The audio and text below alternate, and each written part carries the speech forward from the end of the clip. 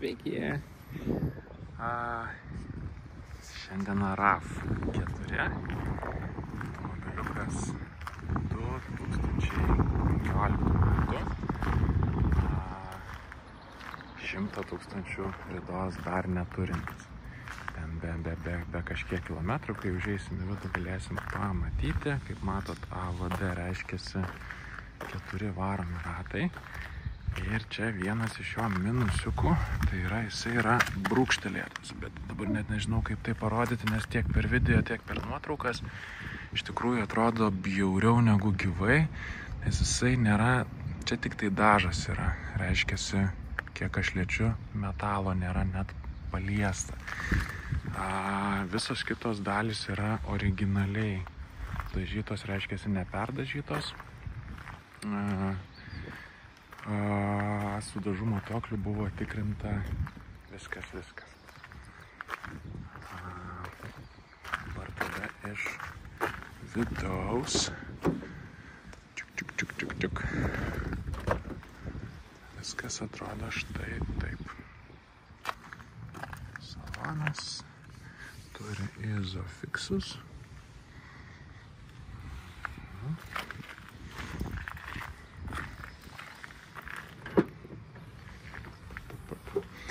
Galinė vaizdo kamera.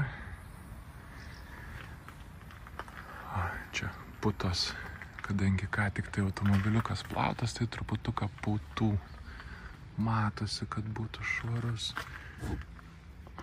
Pačioj atsarginis ratas. Šitie dalykai vaikšto, veikia.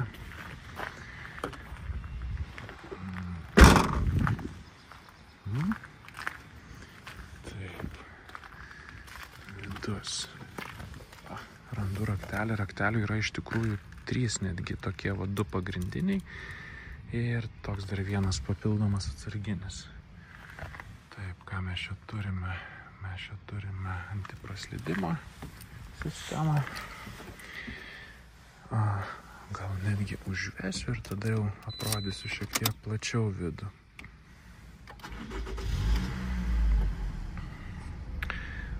Padangų slėgio matuokliai,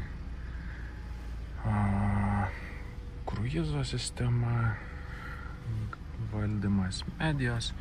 Čia yra atskiri, galimybė atskirai važiuoti su automobiliu. Šeimininkiai sakau, matote 99 788. Šeimininkai sakau, kodėl čia truputuką yra.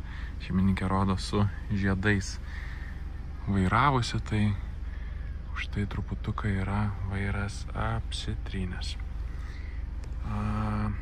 Kas yra įdomaus, šita mašina turi off, reiškiasi dabar mes išjungiame arba įjungiame.